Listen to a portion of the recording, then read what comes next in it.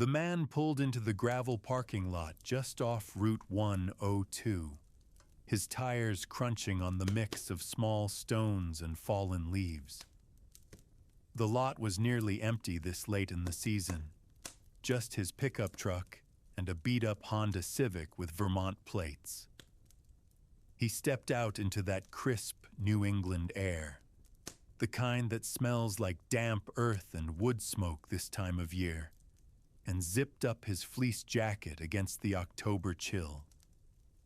The trailhead wasn't much to look at, just a simple wooden kiosk with a faded map under plexiglass and a rusted metal donation box bolted to the side. A hand-painted sign read, Mount Monadnock State Forest, in peeling white letters. He'd been here before, years ago, back when his knees didn't creak like these old floorboards. The parking fee was now $5, up from $3 last time, so he fed a 5 into the slot, not bothering with the envelope system they'd implemented. The path started off easy, wide enough for two people to walk side by side, covered in that particular New England mix of pine needles and oak leaves.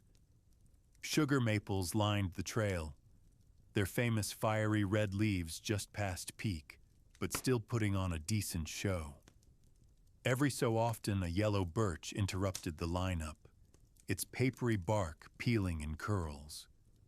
The ground was littered with acorns from the white oaks, each one making a satisfying crunch when stepped on. About a quarter-mile in, the trail split, left toward the summit, 4.2 miles, the sign said, or right around the easier pond loop. He went right, not feeling particularly ambitious today.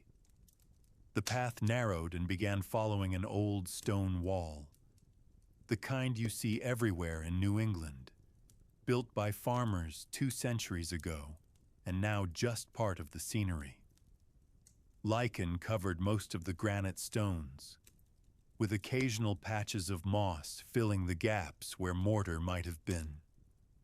The air smelled different here, less like leaves and more like wet rocks and pine. White pines towered overhead, their long needles creating a soft carpet on the forest floor. A red squirrel chattered angrily from one of the branches before darting up the trunk and disappearing. The trail dipped slightly as it approached the pond.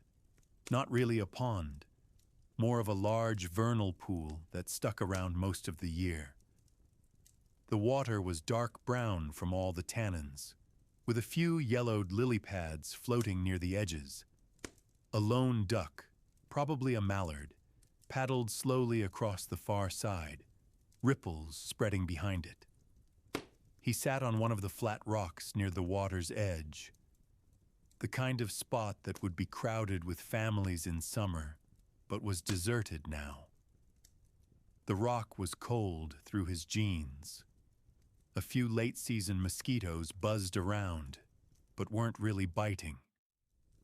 From somewhere in the distance came the call of a blue jay, that familiar harsh screech that always sounds vaguely annoyed. The wind picked up slightly, rustling the leaves still clinging to the beeches. Their pale yellow leaves always hung on longer than the maples. After a while, he didn't check his watch. He got up and brushed the pine needles from his pants. The walk back was the same as the walk in, just in reverse. Same stones in the wall, same acorns underfoot, same gradual incline that made his calves notice they were working. Back at the parking lot, his truck was now the only vehicle.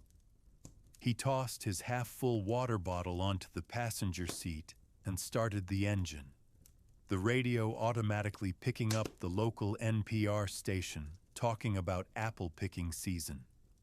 As he pulled onto Route 102, heading toward Keene, he glanced in the rear view at the trailhead sign shrinking behind him. It had been exactly what he expected. A quiet walk in the woods. Nothing more. nothing less. Just another autumn afternoon in southern New Hampshire. The man pulled off Route 9 onto the dirt road leading to the trailhead, his tires kicking up small stones that pinged against the undercarriage. The October sun hung low in the sky, casting long shadows through the mixed hardwood forest typical of western Massachusetts. A wooden sign with peeling green paint marked the entrance to October Mountain State Forest in uneven block letters, the state's largest tract of wild land that nobody ever seemed to visit.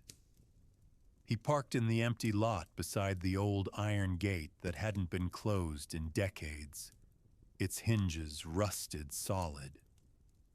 The air smelled of decaying leaves and wood smoke from some distant chimney. A faded trail map under plexiglass showed the various paths winding through the 16,000-acre forest. But he already knew where he was going. The easy loop around Finnerty Pond, about 3 miles with minimal elevation gain. Perfect for an afternoon when he didn't feel like working too hard. The trail began as most do in New England, with a gentle incline through a tunnel of maple and oak trees. Their fallen leaves created a crunchy carpet underfoot, the reds and oranges now fading to brown. Every so often, a white pine would interrupt the deciduous monotony, its long needles forming a soft mat that muted his footsteps. The occasional yellow birch stood out with its peeling, paper-like bark that locals sometimes used to start campfires. About half a mile in, the path crossed a small wooden bridge over a sluggish stream. The planks creaked under his weight, and he paused to look at the dark water below, stained tea-brown from tannins. A few last-of-season ferns clung to the muddy banks, their fronds curling at the edges. Somewhere upstream, a branch snapped, probably a deer, though he didn't see it. The forest here had that quiet stillness unique to weekdays in October, when the leaf peepers had gone home and the hunters hadn't yet arrived in force. The trail curved gently westward, following what might have been an old logging road generations ago. Stone walls peeked through the undergrowth in places, remnants of farms long abandoned to the forest. A rusted piece of machinery, maybe part of a plow, lay half buried in the leaves near one such wall, its purpose no longer obvious. He stepped over a fallen birch trunk covered in shelf fungus, the wood spongy with rot. As the path neared Finnerty Pond, the trees thinned and the air took on the damp, mineral smell of standing water. The pond itself was small and still, its surface reflecting the gray sky like polished slate. A few dead trees stood sentinel in the shallow water, their bleached branches reaching skyward. At the far end, a beaver lodge rose like a messy pile of sticks, though there was no sign of current activity. He sat on a flat rock near the water's edge, the same one he'd used as a lunch spot for years, and took a sip from his water bottle. The only sounds were the occasional plop of a fish rising and the distant caw of a crow. After 15 minutes of not much happening, he got up and continued around the pond. The trail grew muddier here, with boot prints from earlier hikers preserved in the clay-like soil. A boardwalk spanned the wettest section, its planks worn smooth by countless footsteps. Near the halfway point, a spur trail led to an overlook with a view of the Berkshires rolling westward, their autumn colors muted in the afternoon haze. He skipped it today. The view wouldn't have changed since last time. The return leg passed through a stand of hemlocks that blocked most of the sunlight, creating a sudden chill. Their dense canopy meant little grew beneath them, just some moss and the occasional mushroom pushing through the needle carpet. A woodpecker hammered somewhere in the distance, the sound echoing through the trees. The trail joined an old woods road for the final stretch back, wide enough for two to walk abreast if there'd been anyone else around. Back at the parking lot, his car sat alone just as he'd left it. A few more leaves had fallen on the windshield during his walk. He brushed them off before getting in, the vinyl seats cold through his jeans. The engine turned over on the first try, and as he pulled back onto Route 9, the radio automatically tuned to the local station playing classic rock. Another uneventful walk in the woods, exactly as he'd expected. Just another Tuesday afternoon in the Berkshires. The man turned his pickup into the empty parking area just past the Welcome to Vermont sign on Route 100, the gravel crunching under his tires in that particular way it does in late October. A wooden sign with peeling green paint read Moss Glen Falls Trailhead in hand-carved letters, though the falls themselves were barely more than a steep cascade by New England standards. He killed the engine and sat for a moment, listening to the ticking sound of the cooling truck, mixed with the occasional call of a nuthatch from the surrounding maples. The air smelled different here than in Massachusetts. Crisper somehow, with more evergreen in the mix from all the balsam firs that started appearing as soon as you crossed the state line. He grabbed his worn flannel jacket from the back seat and stepped out into the chill, his boots sinking slightly into the damp ground near the trailhead register. The metal box contained a damp notebook where hikers were supposed to sign in, though most pages just had a few scribbled names from peak foliage weekends. He didn't bother adding his. The trail started off wide and well-packed, following an old logging road that gradually narrowed as maples and birches closed in from both sides. Their leaves formed a patchy canopy overhead, letting through shafts of sunlight that illuminated the occasional red trillium berry still clinging to its stalk. The forest floor was a mess of fallen branches and decomposing leaves, with the occasional granite boulder poking through, the kind of rocks that made Vermont's soil so notoriously difficult to farm. About a quarter-mile in, the sound of running water grew louder. The trail split at a wooden post, with arrows pointing left toward the fall's overlook and right toward the gorge trail. He went left, the path now climbing steadily over tree roots and small stones slick with spray from the falls. The air grew damper, carrying that mineral smell of moving water over rock. A few scraggly hemlocks clung to the steep banks, their roots exposed where erosion had undercut the soil. Moss Glen Falls wasn't exactly Niagara, just a series of steep drops totaling maybe 100 feet, the water dividing around a massive glacial erratic at the top before reuniting in the pool below. The viewing area consisted of a few flat rocks and a wooden rail that had seen better days. He sat on one of the drier rocks and watched the water for a while, noting how the afternoon light made the spray glow when it caught the sun just right. A couple of late-season monarch butterflies fluttered near some milkweed pods that hadn't yet burst open, their orange wings looking faded compared to the vibrant maples behind them. After what felt like 20 minutes, he never wore a watch. He retraced his steps to the fork and took the gorge trail downward. This path was rougher, with more exposed roots and sections where runoff had carved deep grooves in the dirt. The sound of the falls faded, replaced by the quieter trickle of smaller streams feeding into the main cascade. A wooden bridge crossed one such stream, its planks worn smooth from years of boot traffic.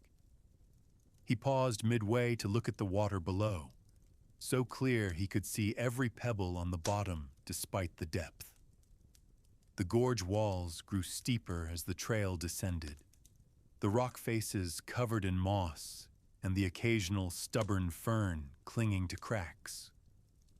A pileated woodpecker's call echoed from somewhere upstream, that distinctive jungle movie sound that always seemed out of place in New England woods.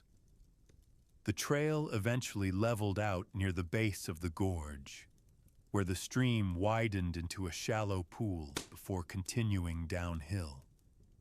A few yellowed skunk cabbage leaves marked what would be a wetland in spring, their foul smell long gone with the season. The loop brought him back to the main trail near the parking area, completing maybe 2 miles total at most. His truck was still the only vehicle there, though someone had left a Dunkin' Donuts cup on the picnic table near the trailhead. He tossed it in the bed of his truck to throw out later. Vermont had a 5-cent bottle deposit after all. The drive back south on Route 100 passed through classic Vermont scenery.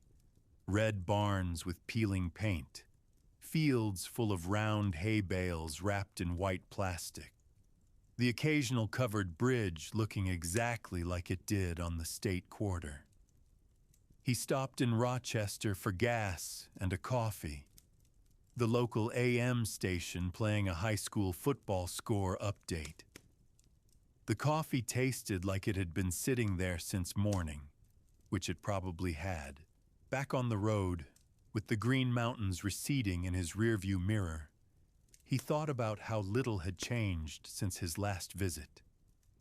Same falls, same trails, same quiet emptiness that made Vermont feel both timeless and slightly forgotten.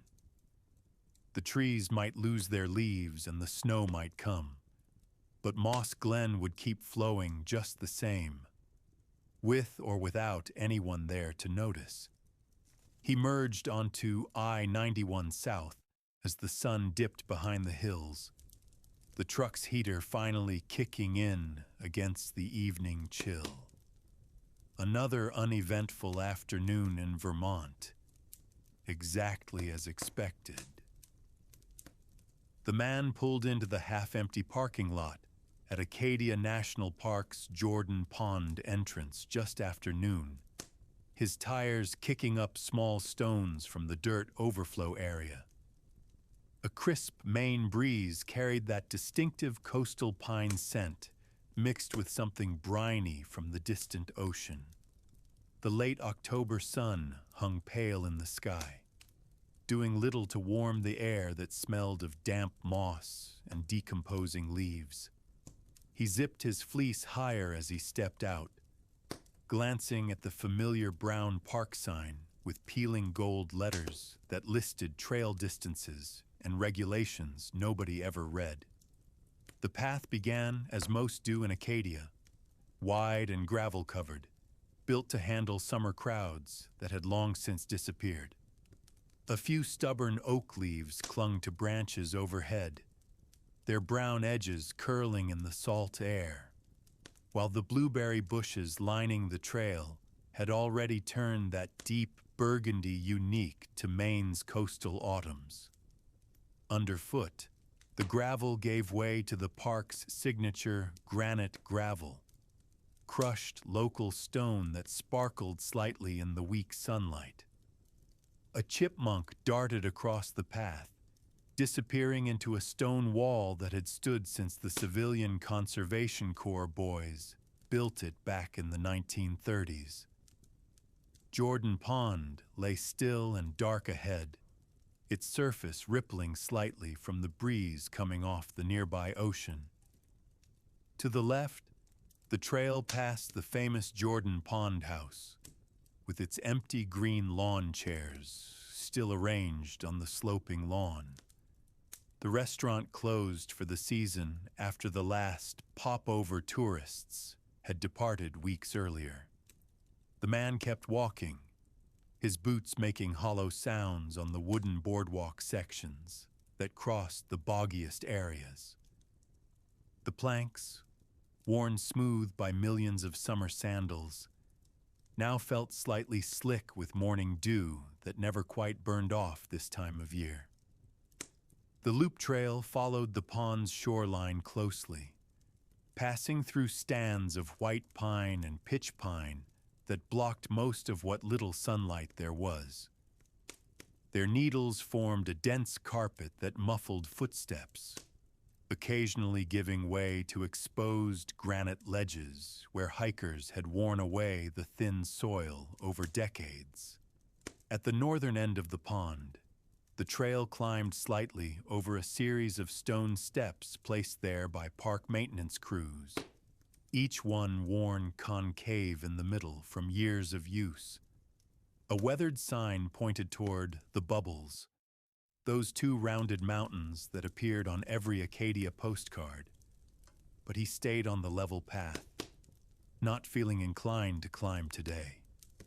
The far side of the pond felt more isolated, the trail narrowing to a single track in places where tree roots created natural steps.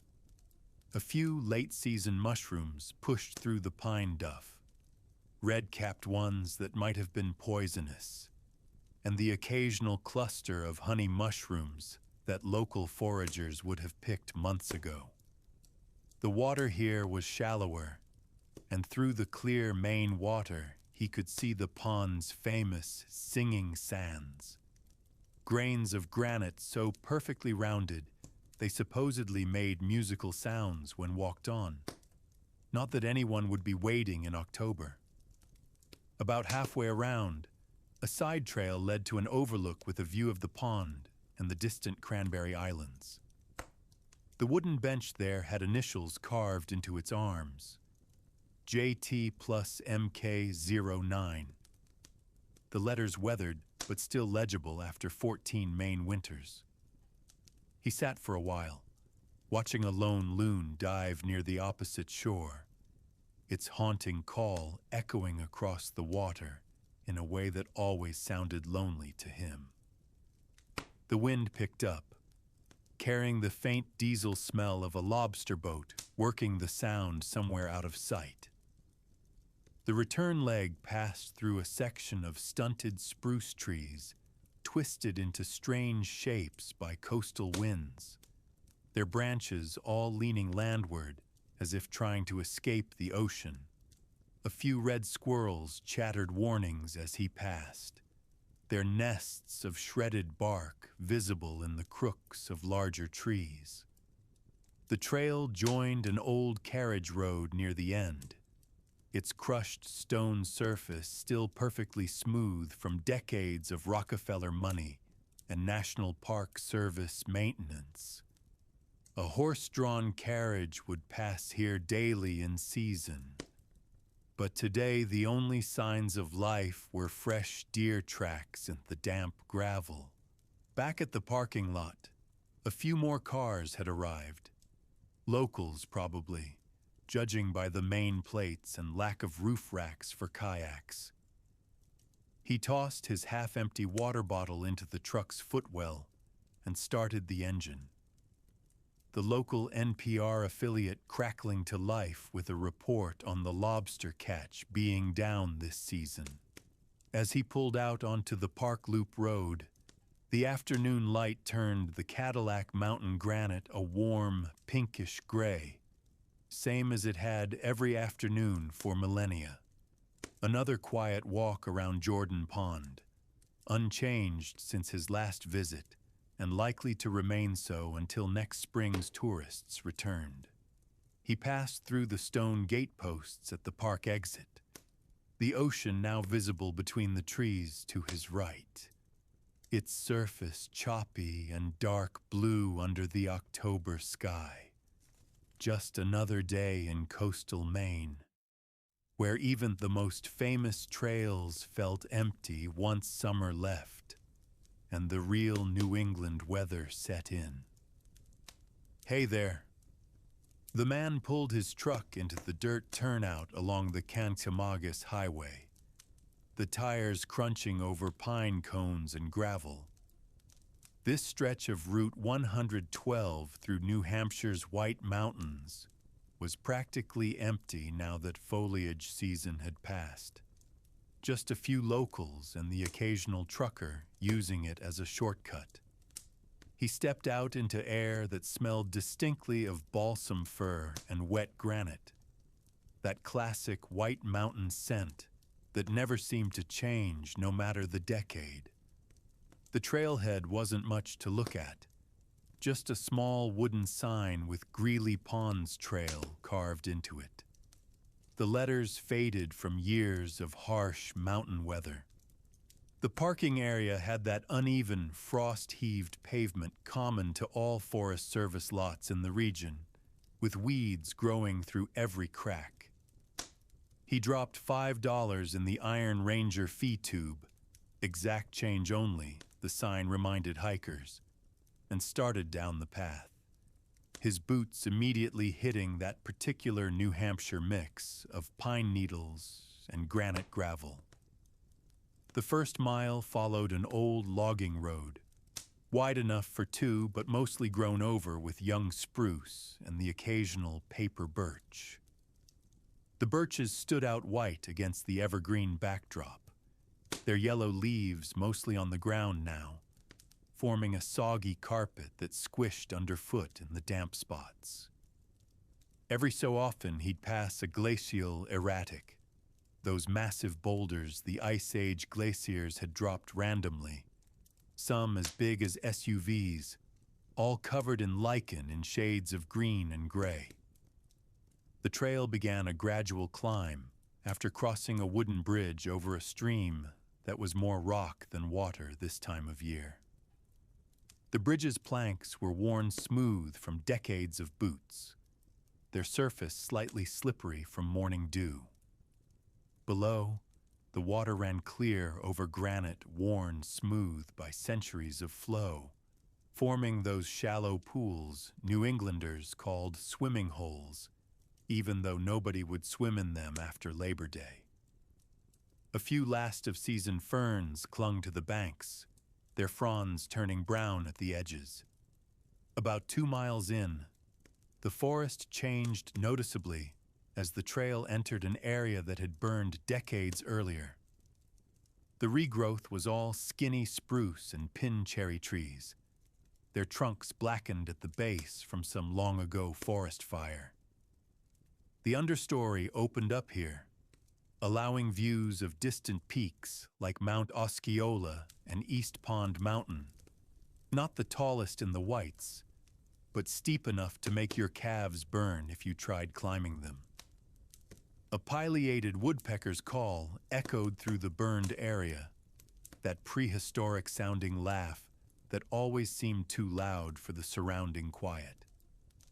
The first pond appeared suddenly after a short climb, its dark water reflecting the surrounding evergreens perfectly. Greeley Ponds were really just 2 large mountain tarns connected by a shallow stream, the kind of place that would be crowded with hikers in July, but was deserted now. He sat on a flat rock near the water's edge, the granite cold even through his pants. The only sounds were the occasional plop of a fish rising and the distant rush of wind through the higher peaks. A few late-season mosquitoes hovered, but didn't bite. It was too cold for them now, thankfully. After eating the peanut butter sandwich he'd brought, he continued around the larger pond's shoreline. The trail grew rougher here, with more roots and rocks to navigate. In places, wooden bog bridges crossed the wettest sections, their surfaces worn smooth and slightly mossy. A spur path led to an overlook with a view of the smaller pond below, its surface ruffled by the same breeze that made the surrounding spruce trees sway slightly. The overlook's wooden rail was carved with decades of initials and dates, the oldest still legible being RD 1972. The return trip followed the same path back, which was fine by him. He'd never been one for loop hikes anyway. The burned area looked different in afternoon light, the shadows longer now that the sun was dipping toward the western peaks. Back at the stream crossing, he paused to watch the water for a while, noting how it swirled around certain rocks in patterns that probably hadn't changed in centuries. A red squirrel chattered angrily from a nearby spruce, upset at the human intrusion. The parking lot was still nearly empty when he returned. Just one other car now, an old Subaru with New Hampshire plates, and a "This car climbed Mount Washington" sticker on the bumper. He tossed his pack in the truck bed and sat for a moment with the door open, listening to the distant sound of a chainsaw from somewhere down the valley.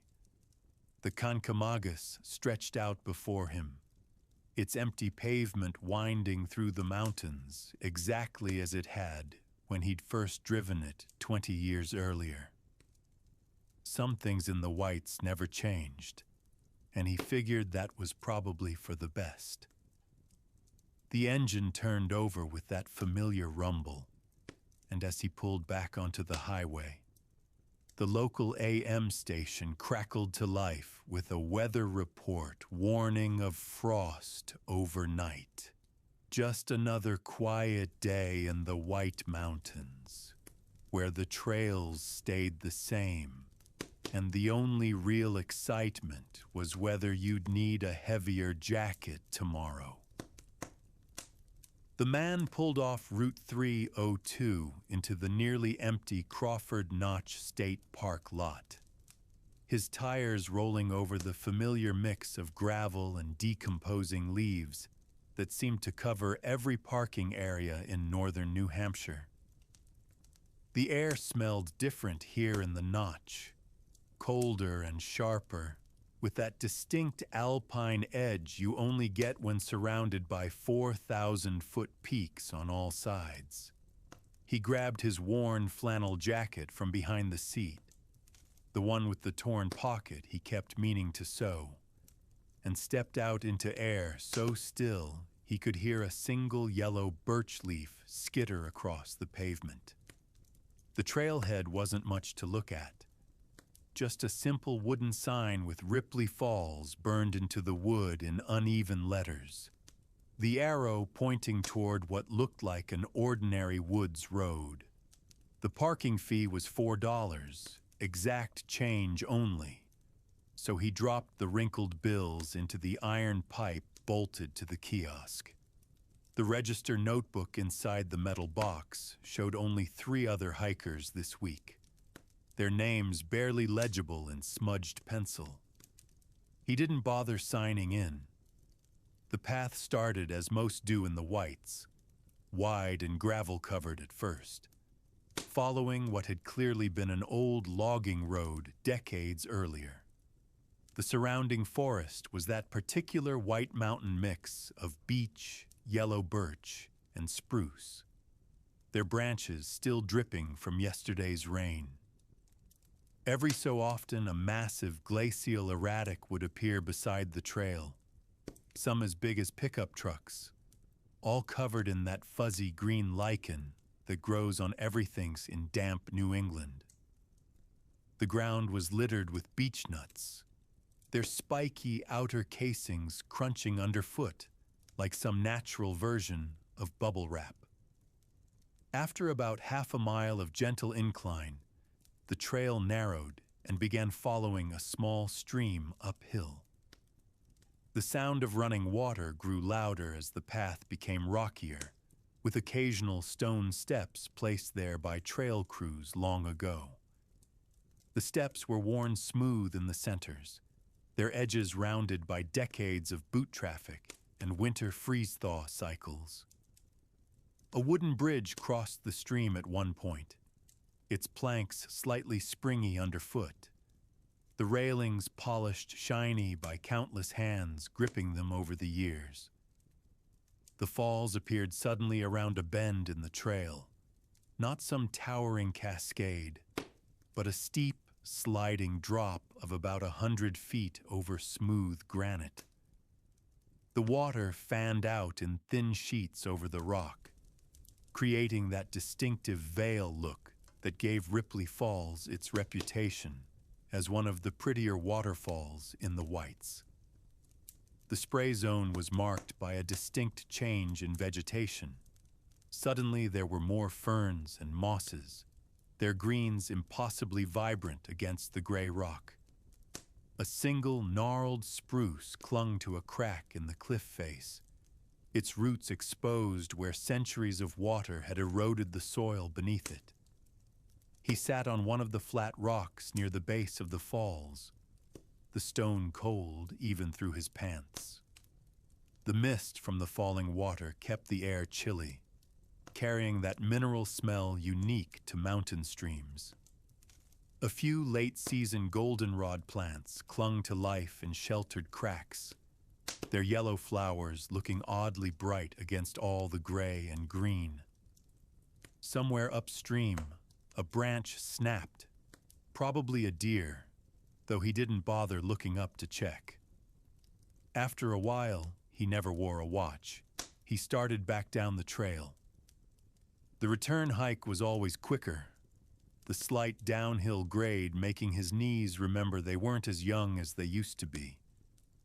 The same glacial erratics passed by in reverse order, the same beech nuts crunched underfoot. Near the trailhead, he passed an older couple heading up, the first people he'd seen all day. They nodded silently, the standard White Mountain greeting between hikers, and continued on their way without speaking. Back at the parking lot, his truck was still the only vehicle there. He tossed his jacket onto the passenger seat and started the engine. The local AM station crackling to life with a weather report about frost warnings for the higher elevations.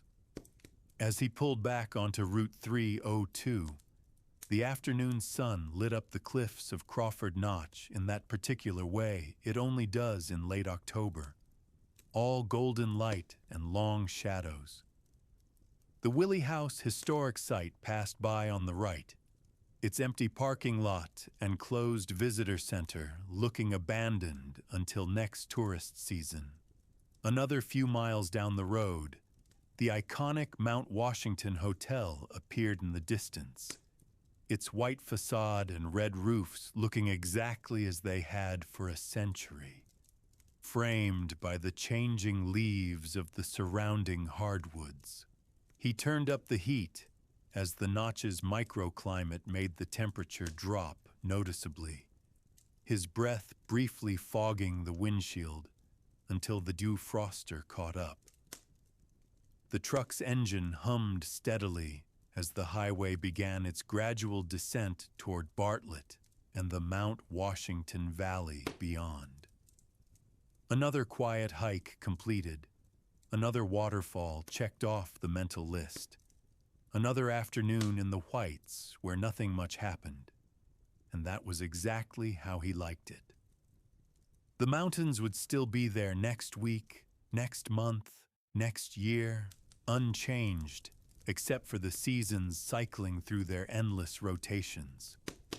And he'd be back too, probably, to walk another trail and see another stream, because that's just what people did in these parts when they needed to remember how little things really changed in the grand scheme of things.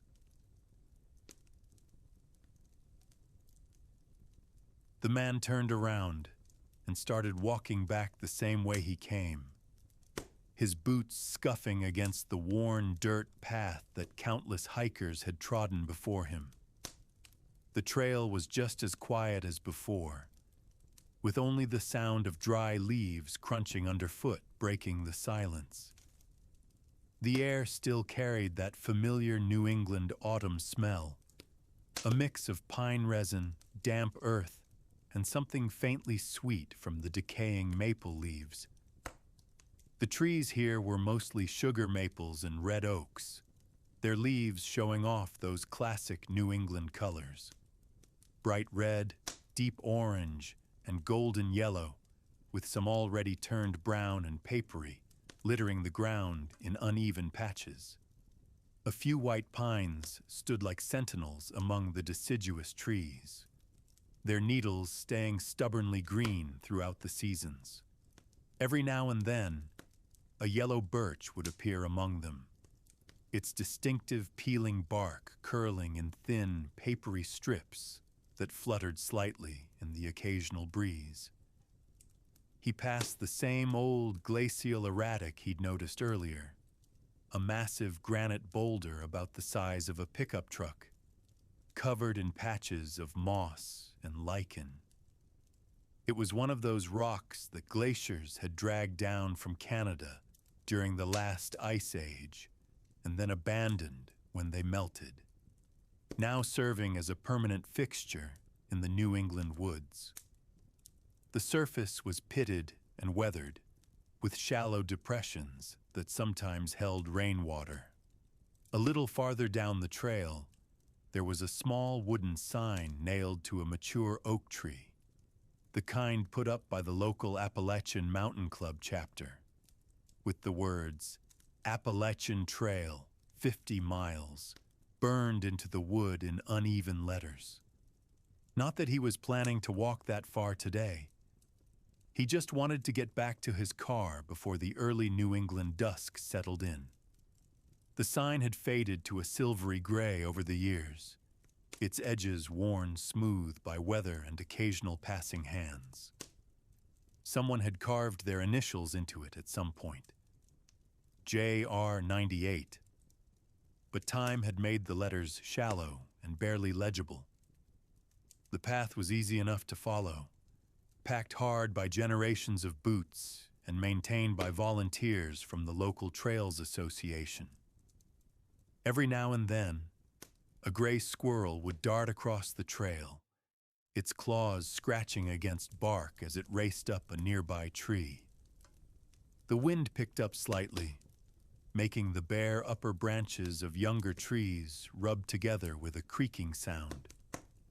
Somewhere in the distance, probably near that small wetland area marked on the trail map, a blue jay let out its harsh, scolding call, the sound carrying clearly through the crisp autumn air before the forest returned to its usual quiet. A few late-season crickets chirped half-heartedly in the underbrush, where sunlight still reached the forest floor, their rhythm slow and uneven, as if they couldn't quite decide whether it was still summer or already fall. He passed all the familiar landmarks, the young birch tree that grew at an odd angle after some long-ago storm, the patch of interrupted ferns that had turned a sickly yellow before other plants, the massive granite ledge that local kids probably used as a climbing spot in summer. Nothing remarkable, just the usual assortment of natural features you'd find in any Massachusetts woodland. The trail made its lazy curve to the left, following what had once been a deer path or maybe an old logging road, gradually leading him back toward the small parking area near the historic covered bridge. The bridge was one of those classic New England tourist spots, the kind that showed up on fall foliage calendars and local history brochures. Built in 1887 according to the faded plaque on its side, the red paint was peeling in places where moisture had gotten underneath, and the wooden beams inside smelled like generations of damp wool and tobacco smoke. Not that he paid much attention to it. He'd seen it dozens of times before, and right now he was more concerned with getting home before dark. The light was definitely fading now, the sky shifting from pale blue to that particular flat gray that comes before twilight in autumn. The temperature dropped noticeably as the sun dipped lower, and he zipped up his fleece jacket all the way, shoving his hands in his pockets. His footsteps sounded heavier now on the packed earth, the rhythm steady and monotonous. The forest scenery didn't change much. Same mix of trees, same carpet of leaves, same quiet atmosphere. A few more fallen branches lay across the path than there had been on his way in, probably brought down by recent winds. But they were easy enough to step over. Somewhere off to the right, probably in that stand of dead hemlocks, a pileated woodpecker hammered at a trunk, the sound echoing through the woods like someone knocking on hollow wood. After about 30 seconds of intermittent drilling, it stopped, leaving only the occasional whisper of leaves moving in the breeze. Eventually, the trail began its final gentle descent, and he could see the split-rail fence that marked the boundary of the state forest land. The fence had that weathered gray look that all untreated New England wood eventually gets. The posts leaning slightly where frost heaves had shifted the ground over winters past. 20 more paces, and he emerged from the tree line into the small gravel parking area. His car, an old Subaru Outback with a dented rear bumper from that time he slid into a snowbank last winter, sat alone in the lot, its dark green paint nearly blending in with the surrounding pines. The gravel crunched loudly under his boots as he crossed the empty lot, the sound somehow louder than anything he'd heard in the woods. He fished the keys from his pocket, the metal jingling against the worn leather keychain he'd gotten at a gas station years ago. The car door opened with its usual creak, the interior smelling faintly of old coffee and wet dog. Nothing had happened on his walk. Nothing ever did, and that was perfectly fine with him. He turned the key, the engine rumbling to life, and pulled out of the lot, leaving the forest exactly as he'd found it, quiet, unchanged, and patiently waiting for the next hiker to come along. Hey there. The man pulled into the deserted parking area off Route 113 near Evans Notch, the tires of his pickup crunching over a thick layer of beech nuts that had fallen from the surrounding trees. This stretch along the Maine New Hampshire border was always quiet after Columbus Day, when the leaf peepers had all gone home and the ski crowds hadn't yet arrived. He stepped out into air that smelled distinctly different from the other notches. Less alpine, more like damp leaves and the faintest hint of wood smoke from some distant hunting camp. The trailhead kiosk had seen better days, its plexiglass cover scratched and fogged with age, the map underneath barely legible. A metal sign announced this as the Brickett Place Trailhead in faded green letters, with smaller print noting it was part of the White Mountain National Forest. The old farmhouse that gave the area its name stood off to the side, its white paint peeling. The Historical Society plaque on the front nearly unreadable from years of weathering. He dropped $3 in the honor system fee tube, exact change only, though nobody would likely check this late in the season. The path started as an old woods road, wide enough for a tractor, but now mostly grown in with young maples and the occasional striped maple. their distinctive vertical bark patterns standing out in the afternoon light. The ground was carpeted with fallen beech leaves, their copper color fading to brown, the dry ones crunching underfoot, while the damp ones just compressed silently. Every so often, a massive glacial erratic appeared beside the trail, some as big as small houses, all covered in that fuzzy green lichen that seems to grow on every stationary surface in northern New England. After about a mile, the trail began following Cold Brook, the sound of running water growing louder as the path narrowed and became rockier. The brook itself was low this time of year, revealing shelves of granite that would be underwater in spring, their surfaces worn smooth by centuries of flowing water. A few stubborn ferns still clung to life in sheltered cracks, their fronds turning yellow at the edges. The wooden bridge across the brook's widest point creaked under his weight, its planks worn smooth by decades of boots, and its railings polished shiny from countless hands. The trail climbed gradually through a stand of hemlocks that blocked most of the sunlight, creating a sudden temperature drop. Their needles formed a dense carpet that muffled all sound, except the occasional chatter of a red squirrel. A spur path led to an overlook with a view of the Bald Faces, those distinctive bare-topped mountains that were popular with hikers in summer but deserted now. He skipped the detour today. The view would be the same as last time, just with fewer leaves on the trees. The main trail continued along the brook before opening up into what had clearly been pasture land a century earlier. The old stone walls were still visible beneath the young forest growth, their lines straighter than anything nature would create. A few apple trees stood gnarled and untended near one such wall, their small, bitter fruit long since fallen and mostly eaten by deer. The path grew muddier here where springs surfaced, the wooden bog bridges slick with algae and slightly springy underfoot. At the turnaround point, a small waterfall that was more of a steep cascade, really.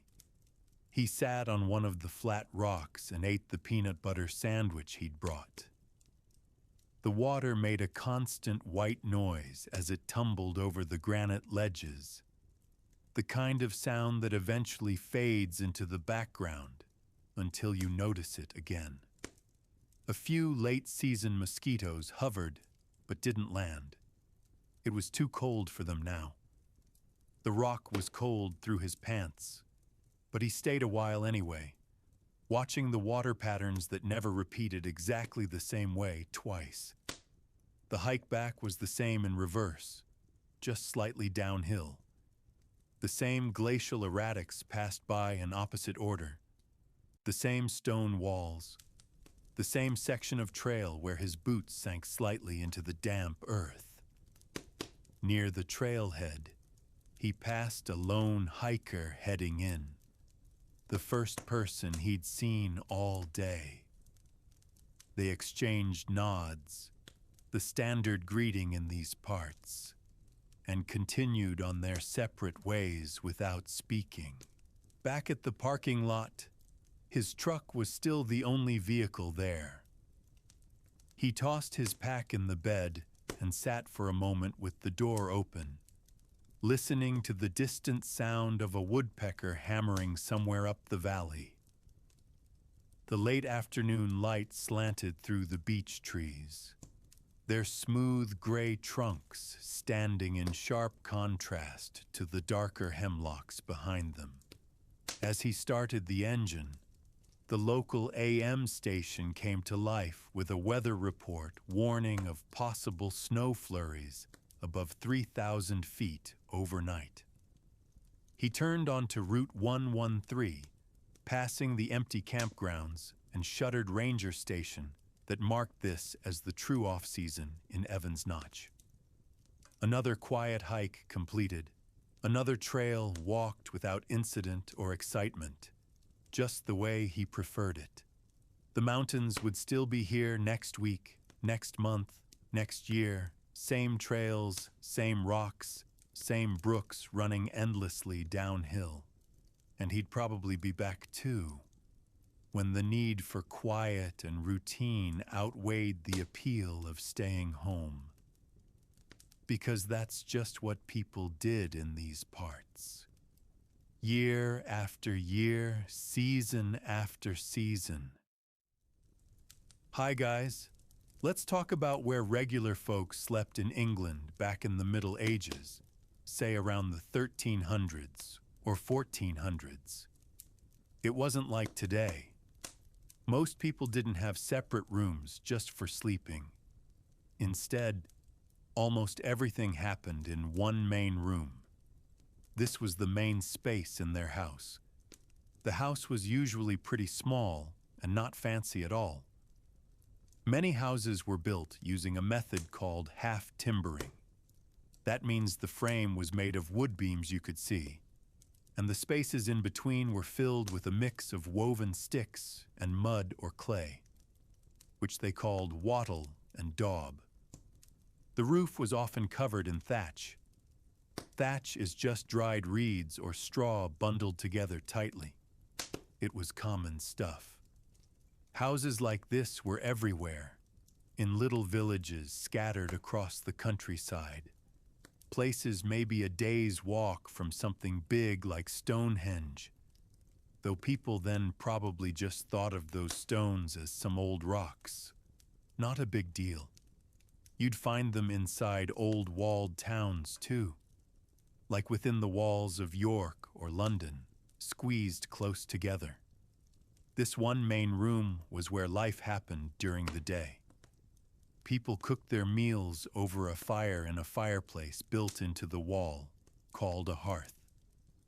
The hearth was important because it gave heat and light. They ate their food in this room. They fixed their tools, or maybe did some weaving here. Kids played on the floor if it wasn't too crowded.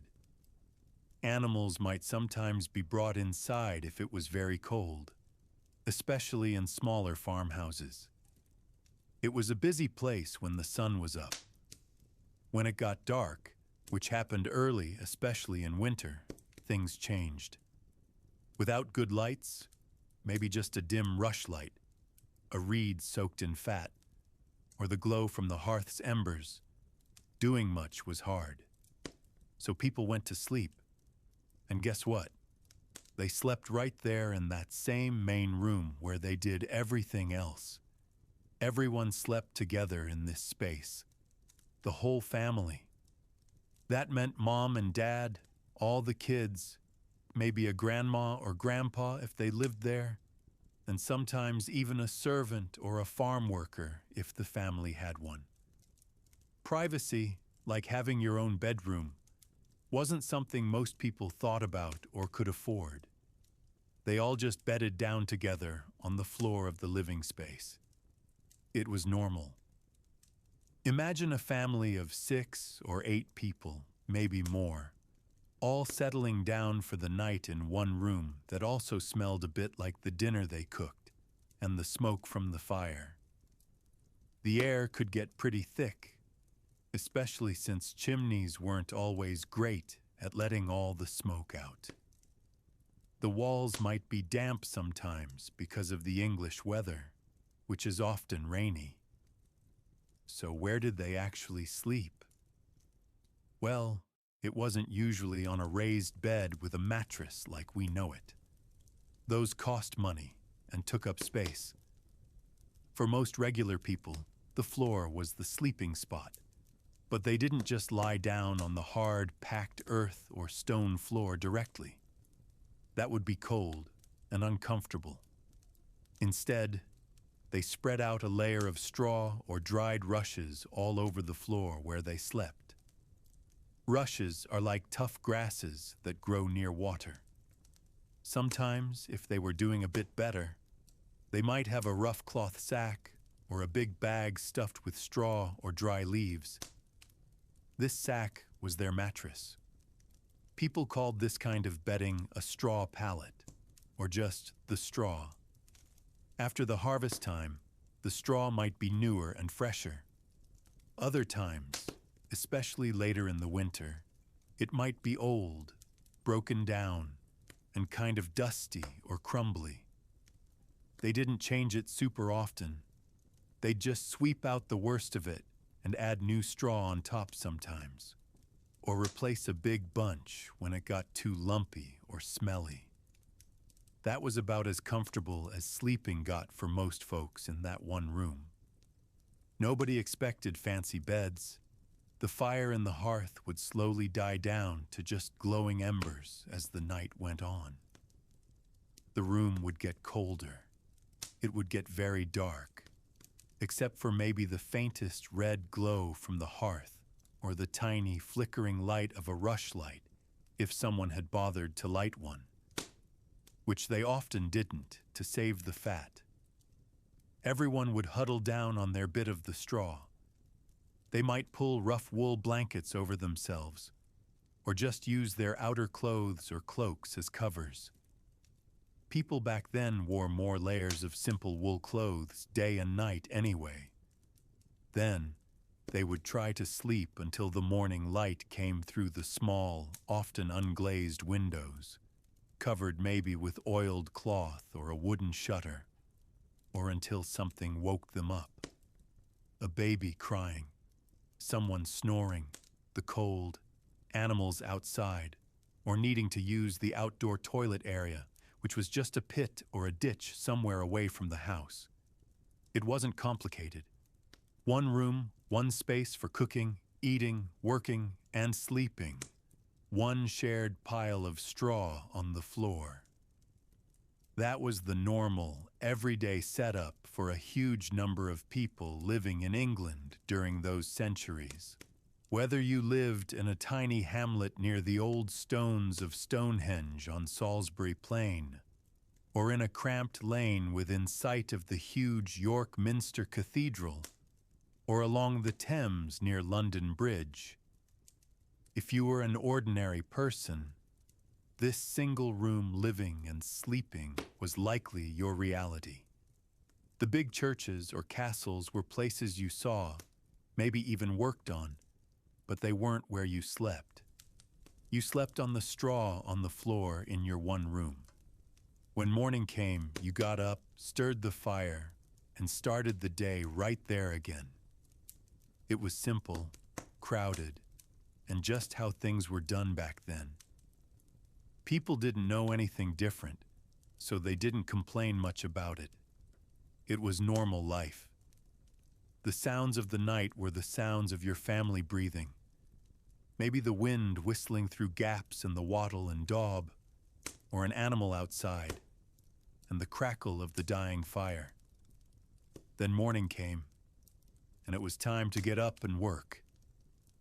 Usually starting by getting the fire going again in the same hearth right there in the same room where everyone had just been sleeping.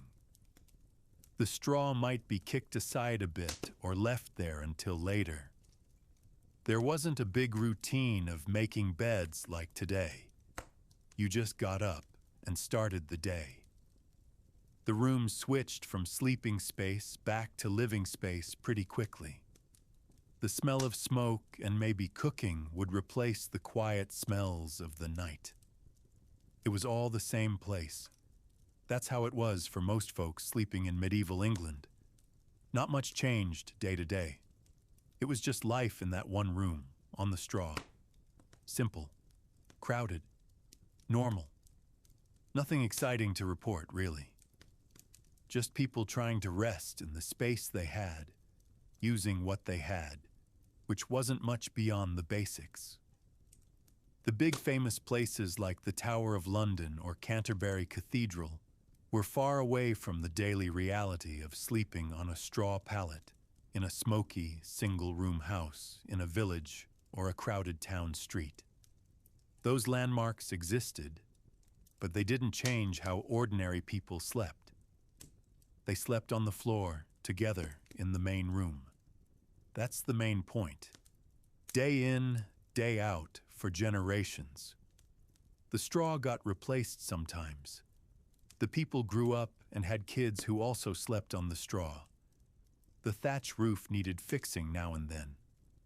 The wattle and daub might need patching after heavy English rain. But the way of sleeping, in that one room together, stayed pretty much the same for a long, long time. It was just the way it was done. Nothing fancy. Nothing complicated. Just sleep where you live, with everyone else. End of story for how most people slept in medieval England. At least that's the first part about where they slept. It wasn't special. It was normal life back then. The room was small. The air was smoky sometimes. The straw got old, but it was home, and it was where they slept. Every night, in England, during the Middle Ages, in houses made of wood and mud and straw, under thatch roofs, near places we now think of as important, but which were just part of the landscape to them, like Stonehenge, or the big walls around York, or the river in London, just places, while they slept on straw on the floor in their one room. That's it. That's how it was for sleeping for most people. Simple and straightforward, no extra frills, just the basics. Sleep, get up, work, sleep again, in the same space, with everyone, on the straw, night after night, year after year, in medieval England. Okay, that covers the place. It was just the main room. One room for everything, including sleep, for almost everyone who wasn't rich, which was most people. So most people slept like this, on the floor, on straw, together, in England, back then. The end of this part. Morning would come, and they'd start over. But that's not part of the sleeping part. That's later. For now, they were asleep, on the straw, in the room, together, in medieval England. That's the first thing about how they slept. Where? It was the main room. All right. Let's move on from where people slept to what they actually slept on back in medieval England, especially around places like London or Canterbury. For most regular folks, the fancy beds you might picture weren't really part of their lives. Forget mattresses stuffed with feathers or springs. What people used was much simpler and, honestly, pretty basic. Think about that main room we talked about last time. The floor was often just packed earth. Maybe some stone if you were in a slightly better house in a town like York near the old walls, or near the Thames in London. Lying straight on that hard surface all night. Not comfortable, not warm. So people put down a layer of stuff. The most common thing was straw.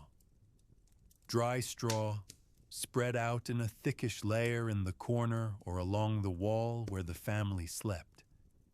Sometimes it was dried rushes, which are like tough grasses you find near rivers, maybe even gathered down by the Fleet Ditch in London before it got really bad. This stuff was cheap and available, especially after the harvest. Farmers had plenty. They called this bedding a pallet, or just the straw. It wasn't fancy. After a while, the straw would get broken down, dusty, and probably itchy. It might start to smell, especially if the room was damp from the English rain, or if small critters found it cozy. People didn't change it every day. Maybe they'd sweep out the worst bits sometimes and throw down some fresh straw on top, or replace a big chunk of it when it got too gross or lumpy. Comfort wasn't the main goal.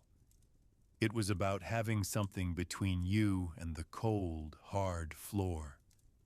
For slightly better off families, maybe a craftsman living near the shambles in York or a shopkeeper on a London lane, they might have a rough sack made of cheap cloth, like hemp or coarse linen. They'd stuff this sack with straw, dried leaves, or maybe even dried ferns or moss gathered from the woods. This was a step up from just loose straw on the floor. It was called a straw tick, or a mattress, but it was still pretty lumpy and scratchy. You'd toss this stuffed sack onto the straw layer, or sometimes onto a simple wooden frame if they had one. A basic platform off the ground, maybe just a foot high. This kept you a tiny bit further from drafts and dirt on the floor. But mostly, it was still straw inside. Wool was a big deal in England back then. Sheep were everywhere, so sometimes if a family had a bit more, they might have a thin mattress stuffed with wool clippings or waste wool. This was definitely softer and warmer than straw, but it was still nothing like a modern mattress. It could get lumpy and compacted over time. Even these wool mattresses weren't super common for average folks. Straw was king. What did they cover up with? Blankets were usually made of wool, too. Rough, scratchy wool blankets. They weren't thick and fluffy like we have now. They were woven simply and were pretty heavy and stiff, especially when they got damp in the humid English air.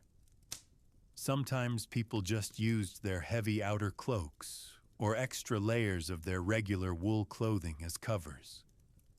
Rich folks had fur covers or finer woolen blankets, maybe even linen sheets. But for the person living in a small house near Canterbury Cathedral or walking past the Tower of London every day, thick, scratchy wool was the nighttime standard. Pillows?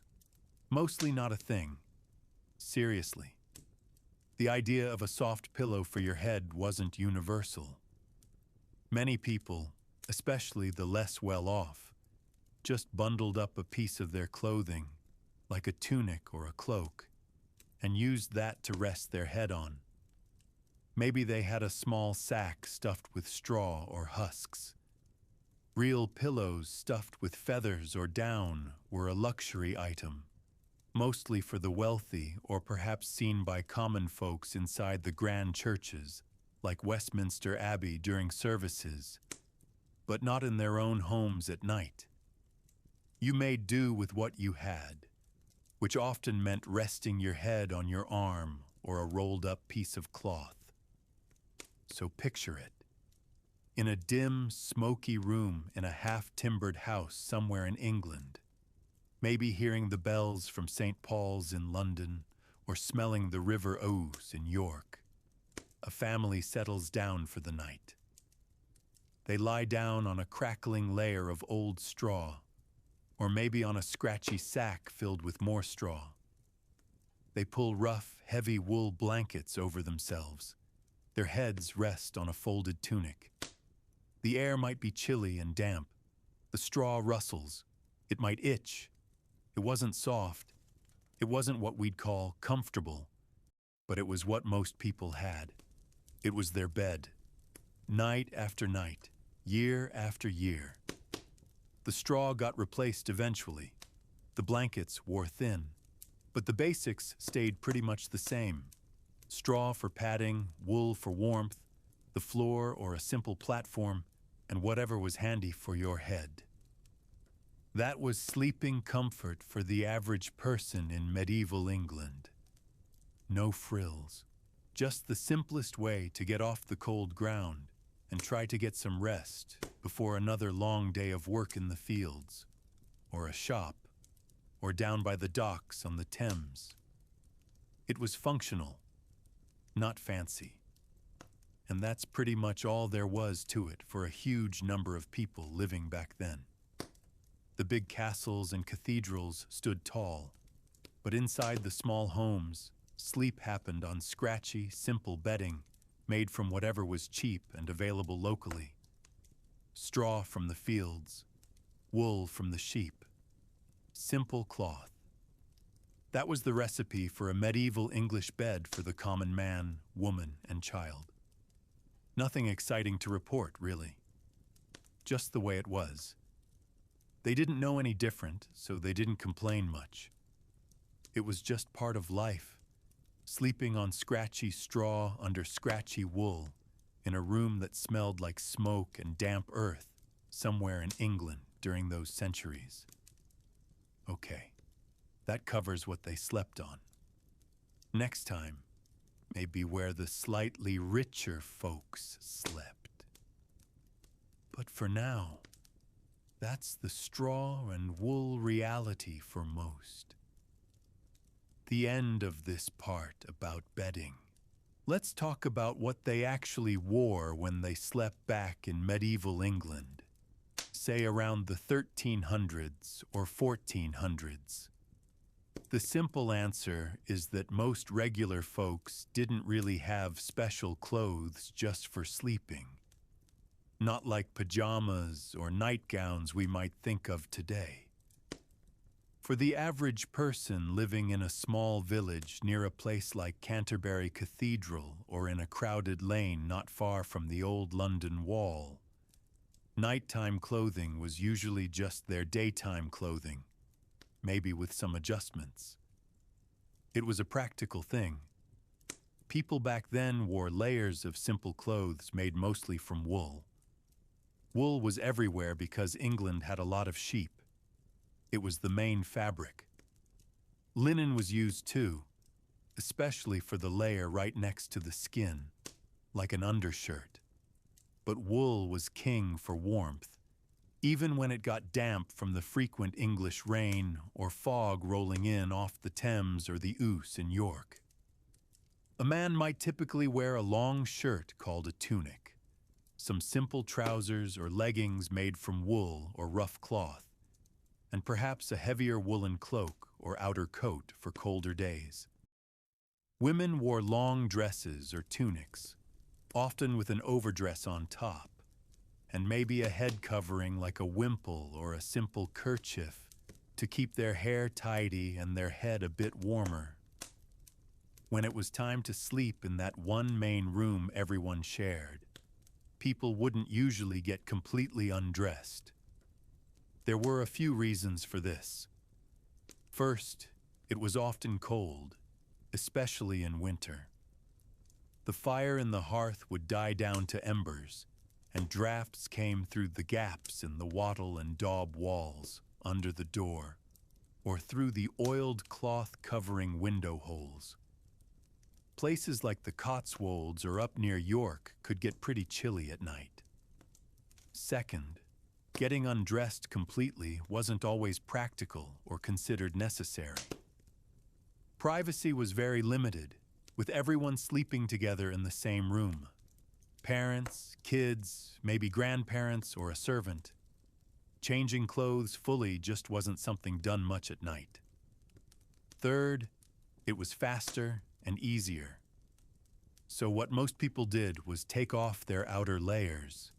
They might remove their shoes, if they had any beyond simple leather wraps or wooden pattens for muddy streets. They might take off their belt, and perhaps their heavy outer wool tunic or overdress. But the basic underlayer, like the long shirt or smock, usually stayed on. This long shirt, often made of linen or coarse wool, was essentially their underwear and also their base layer for sleeping. It wasn't special sleepwear. It was just the clothes they had on under everything else. Sometimes, if it wasn't too cold, maybe on a rare warm summer night down near the coast in Sussex or Kent, they might take off their outer wool tunic or dress and just sleep in that long undershirt or smock. But very often, especially in the colder months, which were most of the year in England, they would sleep in most of their day clothes. They might pull their wool cloak over themselves like an extra blanket, or use a rough sackcloth covering. The main idea was to stay warm enough to sleep, not to be comfortable in fancy sleep clothes. Comfort wasn't really the big goal. Survival, avoiding freezing, and getting some basic rest were the priorities. So you'd see folks bedding down on their straw pallet, wearing their wool leggings and their tunic, or their wool dress, maybe loosened a bit at the neck or waist, but still very much on. Their head covering, like the kerchief or coif, might stay on too, for extra warmth on their head and ears in the drafty room. Even their stockings or hose might stay on their feet. For little kids, it was much the same. They wore smaller versions of adult clothes, simple tunics or smocks made from whatever fabric was available, often hand-me-downs or rough homespun wool. They usually slept in these clothes too. Babies might be swaddled tightly in long linen strips, which was a common practice people thought helped them grow straight and kept them warm and secure, preventing them from startling themselves awake. Then the swaddled baby would be placed near their mother on the straw for warmth and feeding during the night. Now, for the folks who were a bit better off, maybe a merchant living near the Guildhall in London, or a minor landowner in a village within sight of York Minster, or the walls of Chester, things might be slightly different. They might afford a separate sleeping space, even if it was just a corner curtained off in a larger room. They might have access to finer, softer linen for their undergarments. They might have a specific, looser shirt or a simple gown made of linen that they wore only for sleeping. But even for these slightly richer people, it wasn't usually a radically different outfit bought just for bed. It was often just a cleaner, perhaps longer or less worn-out version of their basic undertunic. Not something you'd find in a special store called sleepwear. They still relied on layers and heavy wool blankets for warmth. The very wealthy, like lords living in castles like Windsor or Warwick, or bishops in palaces near cathedrals like Lincoln or Durham, definitely had proper nightshirts and maybe even robes, often made from finer linen or even imported silk. These might be seen by servants or glimpsed during rare visits, but that world of silk nightwear was completely separate from the reality of the common person living near the Thames docks in Southwark or farming near Stonehenge on Salisbury Plain. Their scratchy wool was the nighttime standard. A big reason for sleeping in day clothes was simple practicality. Getting fully dressed in the dark, cold morning, especially in a single room with only the faintest gray light coming through an oiled cloth window or a crack in the shutters, was difficult and time-consuming. Candles or rushlights cost money. If you were already wearing most of your clothes, your smock, your tunic, your leggings, you could just get up, pull on your outer tunic or dress over it, fasten your belt, slip on your shoes or pattens, and start your day much quicker. This was important when your day started before dawn. Also, clothes weren't washed very often. Water had to be hauled, heated over the fire, and washing took time and effort. Wool, especially the thick outer layers, wasn't easy to clean frequently and could shrink or felt. Linen undershirts might be washed more, but still not daily. So wearing them day and night wasn't seen as particularly strange or overly dirty by the standards of the time. Lice and fleas were common facts of life for everyone, rich or poor. Sleeping in fine feather beds in castles like the Tower of London, or on straw in a hut near Runnymede, partly because of the infrequent washing of bodies and clothes. The scratchiness of the wool was just part of life. So picture a family settling down for the night in their half-timbered house somewhere in England. The bells from the local parish church, maybe saint. Mary Le Beau in London, or a smaller, simpler church in a village near Hadrian's Wall, have rung for curfew, signaling it's time to be indoors. The room is dark, except for the faint red glow from the hearth's embers.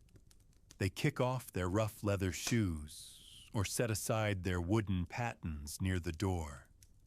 Dad takes off his belt and his heavy outer wool tunic, folding it roughly or just dropping it nearby.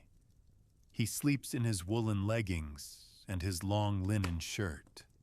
Mom might loosen the laces or ties on her wool dress, but keeps it on over her smock, perhaps keeping her head kerchief tied for warmth. The older kids curl up in their smaller tunics and leggings. The younger ones might just be in their smocks. They pull the scratchy, heavy wool blankets over themselves. No one changes into special, soft pajamas. The clothes they worked in the fields near Glastonbury Tor, or sold goods in a stall near London Bridge, or mended nets by the coast, are the same clothes they sleep in. It was just simpler, warmer, saved time, and was more practical given the lack of privacy and the cold.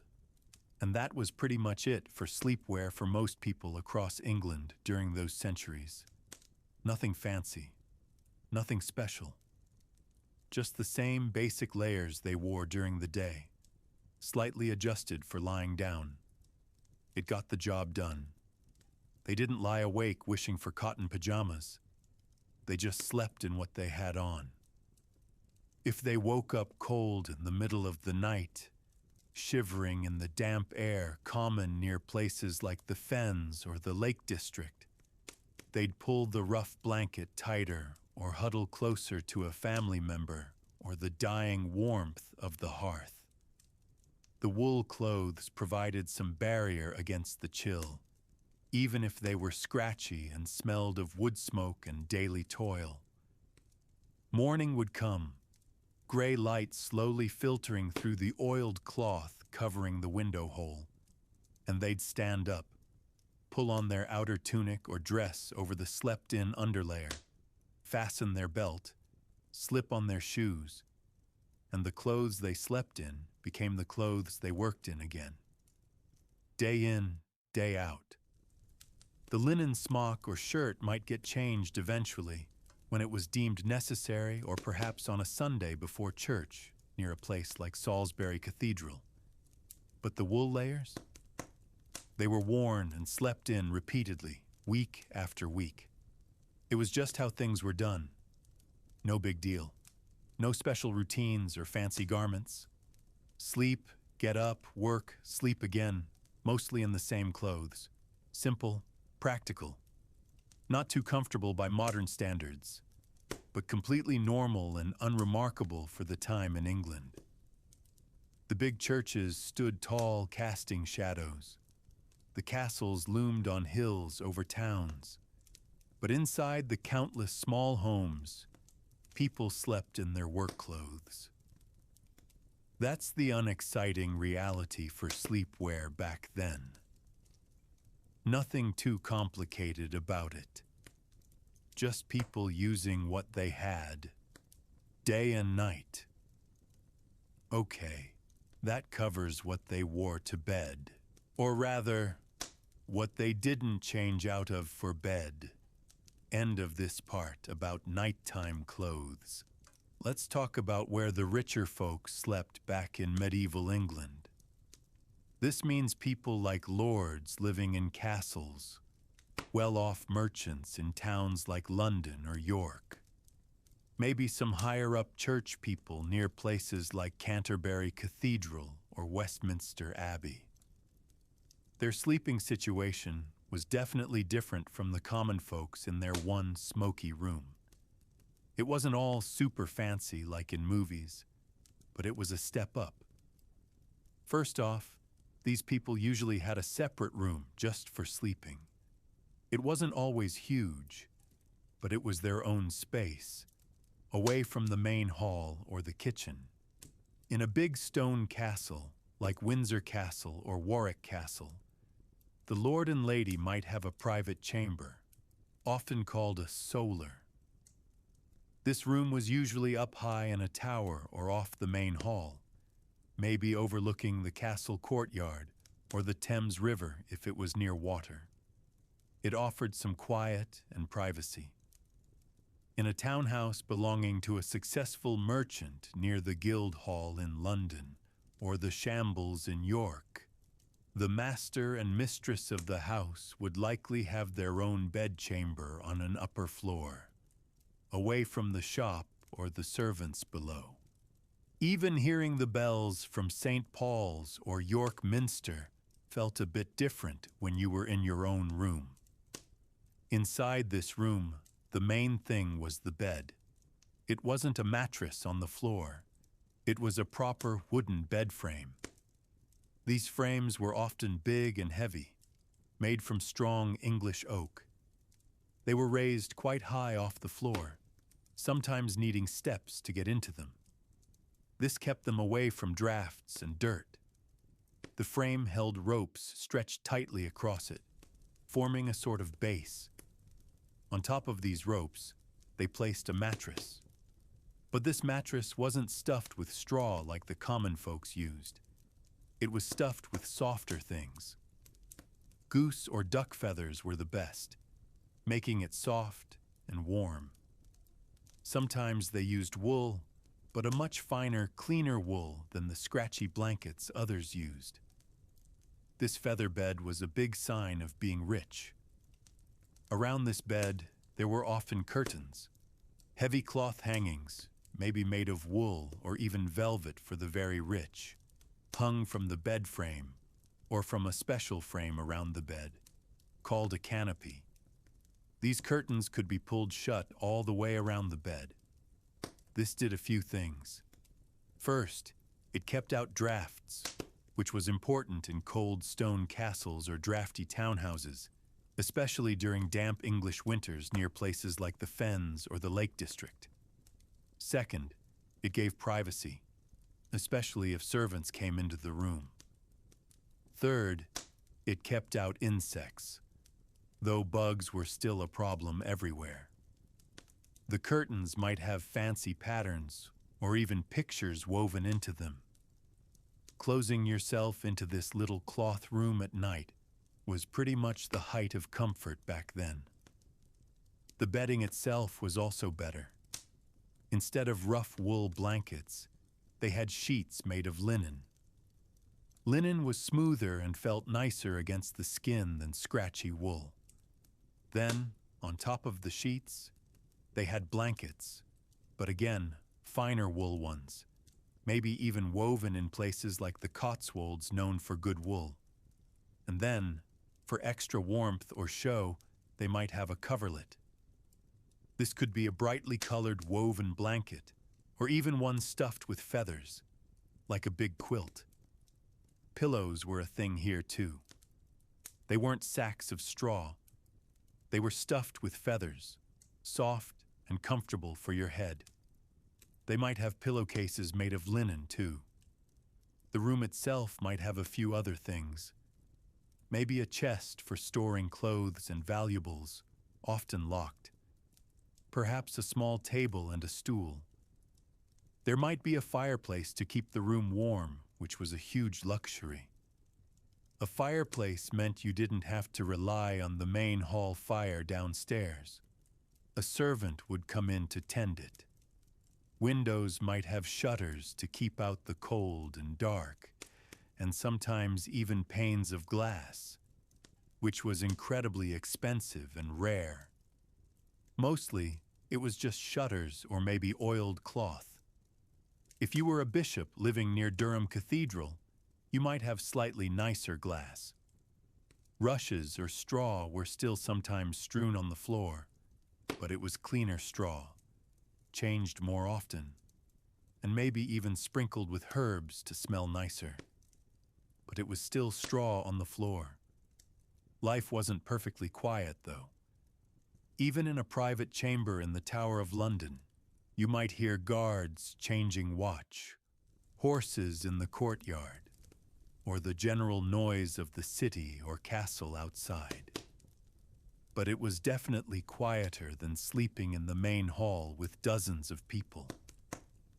Getting ready for bed might involve a servant bringing warm water to wash your face and hands. You might change into a special nightshirt, a long linen garment, instead of sleeping in your day clothes. This was another sign of wealth, having clothes just for sleeping. The lord or lady would climb into the high bed. The curtains might be drawn shut by a servant, and a candle or small oil lamp might be left burning low for a little while, casting flickering shadows on the stone walls or timbered ceiling before being blown out. Waking up was different too. A servant might come in to open the shutters, rebuild the fire, and bring warm water again. You'd get dressed in your proper clothes for the day, maybe with help. It was a slower, more private start than jumping up from the straw and getting straight to work. For a rich merchant in Bristol looking out over the River Avon, or a lord waking up in his castle near Hadrian's Wall, this separate room with its big curtained bed was pretty much the best sleep you could get. It wasn't perfect by today's ideas, still drafty, still potentially buggy, still smelling a bit of smoke and rushes, but compared to sleeping on straw in the main room, it was a world apart. It showed your status. Having your own sleeping space, a big soft bed with curtains, and fine linen sheets was what being wealthy meant for sleep in medieval England. It wasn't for everyone, just the people with money or power. Everyone else made do with the floor or a simple straw tick in the common room. But for those who could afford it, this was the way. A quiet room, a high bed, curtains drawn. That was comfortable sleeping back then. Okay. That covers where the better off people slept. So, people in medieval England went to sleep when it got dark. Mostly.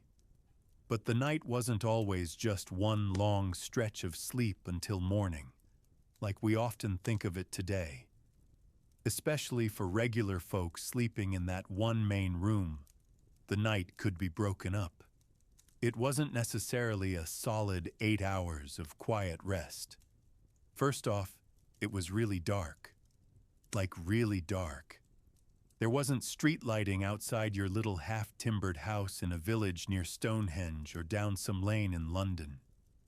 Inside, after the hearth fire died down to embers, the only light might be from a small, dim rushlight, basically a reed soaked in animal fat, or maybe a tallow candle if the family could afford it, which many couldn't.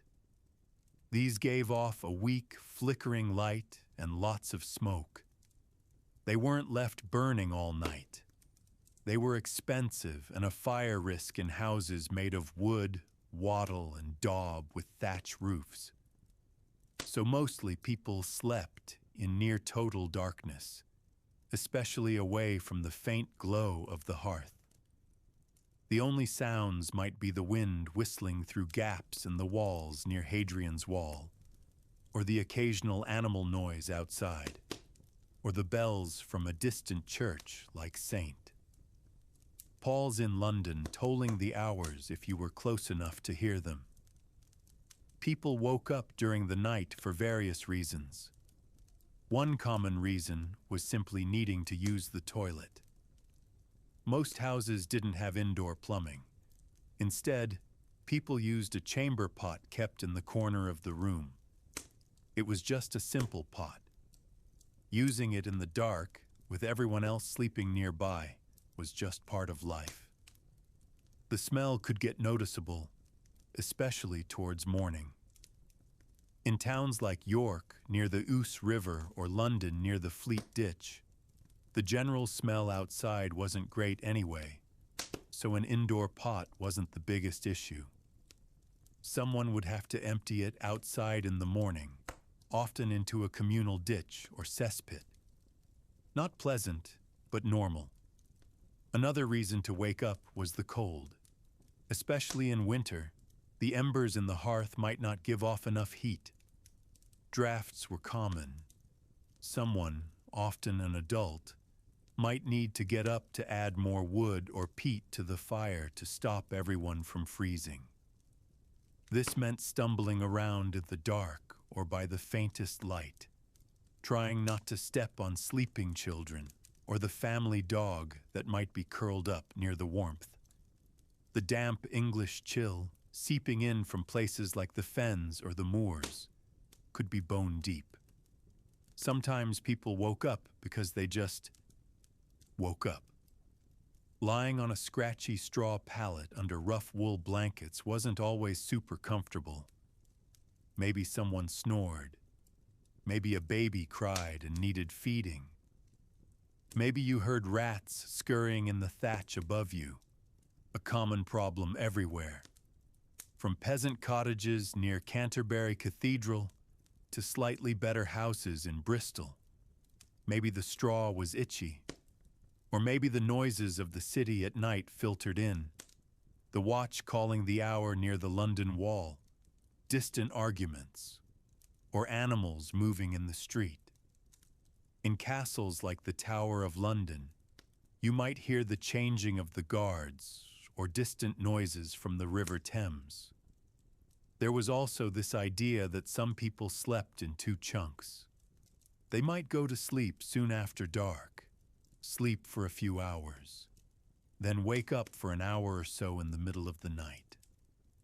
This watch period, as some called it, wasn't necessarily planned. People might lie awake quietly, talk softly with their spouse if they were awake, maybe pray, check on the children, have a simple snack like bread, or even do a quiet chore like mending by the faint firelight if they had a rushlight burning. Then, after this period of being awake, they would go back to sleep for the second half of the night until dawn. This wasn't everyone all the time, but it seems to have been a pattern for some people, especially before artificial lighting made long, unbroken nights more common. It was just a natural way the night sometimes unfolded. For the very religious, there were set prayers during the night. Monks in monasteries like Westminster Abbey would get up for services like matins in the middle of the night. Ordinary people living near such places might hear the bells calling the monks to prayer, but they usually didn't get up for formal prayers themselves unless they were particularly devout. More commonly, if someone woke up feeling scared or anxious, maybe from a bad dream or the howl of a wolf, rarer by the late Middle Ages, but still possible in remote areas, or just the general uncertainty of life, they might say a prayer quietly to themselves before trying to go back to sleep. Dawn came early in summer, late in winter. People generally got up with the light. There wasn't much point trying to do things in the dark. The first person up, often the woman of the house, would stir the embers in the hearth, add fuel, and get the fire going again. The smell of smoke would start to fill the room, replacing the quieter, colder smells of the night. The chamber pot would be taken out and emptied. The straw on the floor might be kicked aside or swept roughly. The room, which had been a sleeping space, quickly became the living and working space again. People put on their outer clothes over the layers they slept in, ate a simple breakfast, and started the day's work. The night was over. It hadn't been a silent, undisturbed movie sleep. It had been a practical, sometimes interrupted period of rest in a dark, often cold or uncomfortable environment, punctuated by the basic needs and noises of life in medieval England. Whether you were near the ancient stones of Avebury or hearing the bells of York Minster, the night brought its own rhythm, different from the day, but not always the deep, unbroken sleep we imagine. It was just how nights were back then. People accepted the interruptions and the darkness as normal parts of life. Okay. That covers how the night passed for sleeping folks back then. So, people back in medieval England didn't just sleep. They had some thoughts about it, and especially about dreams. It wasn't like today where we might just shrug off a weird dream. For them, sleep and dreams could mean something more, tied into their beliefs about the world, God, and the things they couldn't see. Most folks, whether living near the old stones of Stonehenge on the Salisbury Plain, or in a cramped house hearing the bells of St. Paul's in London, believed sleep was necessary. It was when your body rested and got its strength back after a long day working in the fields near Canterbury, or hauling goods by the Thames docks. Without sleep, you couldn't work properly the next day. That was pretty much the basic, practical view. Going without sleep too long made you weak and fuzzy-headed, and everyone knew that from experience. But dreams were a different story. Many people thought dreams weren't just random nonsense. They could be messages. Sometimes, people believed dreams came from God. A dream might be a warning about something bad that was going to happen, like sickness or a poor harvest. Or it could be a sign telling you to do something. Maybe go on a pilgrimage to a place like Canterbury Cathedral or give money to the church. Churchmen often talked about important dreams in the Bible, like Joseph's dreams, so the idea that God could speak through dreams was pretty common. If you had a really strong or scary dream, you might even go talk to your local priest about it near your parish church.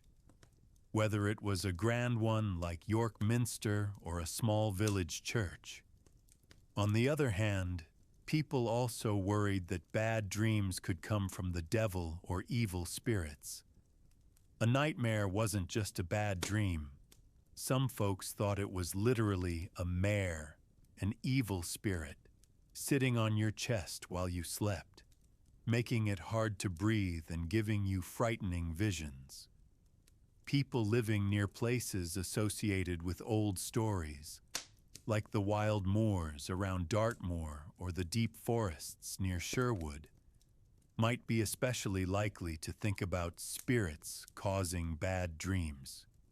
To protect themselves, some might say prayers before bed, or hang special herbs near where they slept, like over the straw pallet in the main room or near the curtained bed in a merchant's house in Bristol. There were also ideas about dreams predicting the future, or revealing hidden truths. A dream about finding money might make someone hopeful about their luck turning around. A dream about a relative who had died might be seen as that person visiting from the afterlife, maybe giving advice or asking for prayers. This kind of thinking wasn't approved of by the church all the time, but it was pretty common among regular people trying to make sense of things.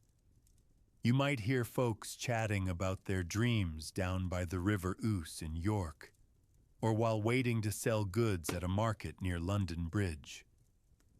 People also paid attention to how they slept, sometimes. Sleeping on your right side was often thought to be better than sleeping on your left. Some old ideas, passed down from even earlier times, linked different sleeping positions to different moods or health.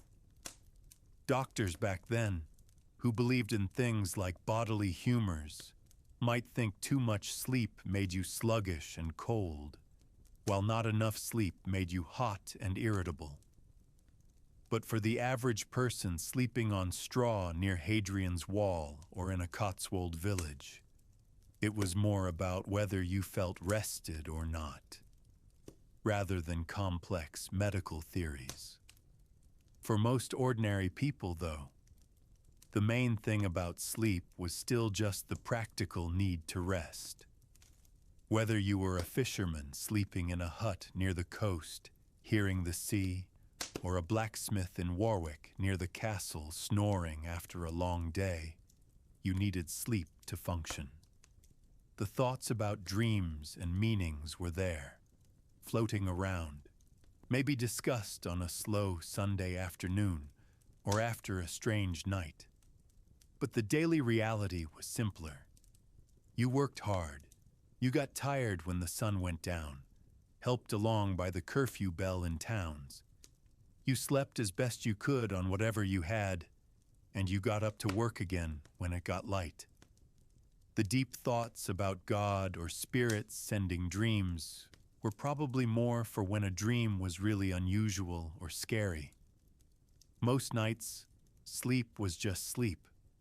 A dark, quiet period to recover in their small, smoky homes scattered across England, from the damp fens to the rolling downs. It was a break from the hard work, and that was important enough on its own, without always looking for hidden messages. But the idea that dreams could mean something was always there in the background, part of how they saw the world. Okay. That covers some of what they thought about sleeping and dreaming. Children in medieval England slept pretty much like everyone else, just smaller. There wasn't a big fuss about special kid beds or routines. It was practical, fitting into the crowded single-room life most people had near places like Canterbury Cathedral or the bustling lanes of London. Babies were often swaddled. This meant they were wrapped tightly from shoulders to feet in long strips of linen cloth. People thought this helped the baby grow straight and kept them warm and secure. A swaddled baby couldn't move much. They were usually placed near their mother on the straw pallet, or sometimes in a simple wooden cradle if the family had one. The cradle might be pushed near the hearth for a bit of extra warmth during cold nights, especially in drafty houses near places like the damp fens or up north by Hadrian's Wall. The mother would feed the baby during the night as needed, right there in the main room. The smell of smoke and damp wool was just the normal air. Toddlers and little kids slept close to their parents or older siblings. They didn't have their own little beds. They just found a spot on the shared straw pallet on the floor. If the family had a simple raised bed, the younger children might sleep there with the parents, all crammed together. Privacy wasn't a thing. Everyone slept in the same space, hearing each other breathe, snore, or stir. A child might curl up near a slightly warmer spot, maybe closer to the dying embers of the hearth, or next to an older brother. Their clothes were simple versions of adult wear, wool tunics or smocks, and they usually slept in them, just like their parents did. Comfort wasn't the goal. Staying warm and out of the way was. If they woke up scared from a bad dream, maybe hearing owls near Sherwood Forest or the distant bells of York Minster, they might just whimper quietly or shuffle closer to a parent. There wasn't usually a lamp left on. It was dark, and they learned to cope. Older kids, the ones helping with chores or even apprentices living with a master craftsman near the Shambles in York or a shop in Southwark across the Thames from London, slept where space allowed. In their own home, they still shared the main room floor or a corner of the family bed. If they were servants or apprentices in another household, they slept where the master told them to. This could be on straw in a corner of the workshop, on the floor near the kitchen hearth, or even in a loft space if the building had one. It was functional sleeping, not comfortable. They used whatever blanket was spare, which might not be much. Sharing body heat was common. Getting enough sleep could be hard if they had early chores, like fetching water from the Thames or feeding animals before dawn near a place like Runnymede. Bedtime wasn't a strict ritual. When the adults decided it was time, often after the evening meal and as the light faded completely, everyone settled down. There weren't special bedtime stories like today. Maybe a parent would tell a familiar tale or sing a simple lullaby, but mostly, kids just got tired from the day's work or play and fell asleep when it got quiet and dark.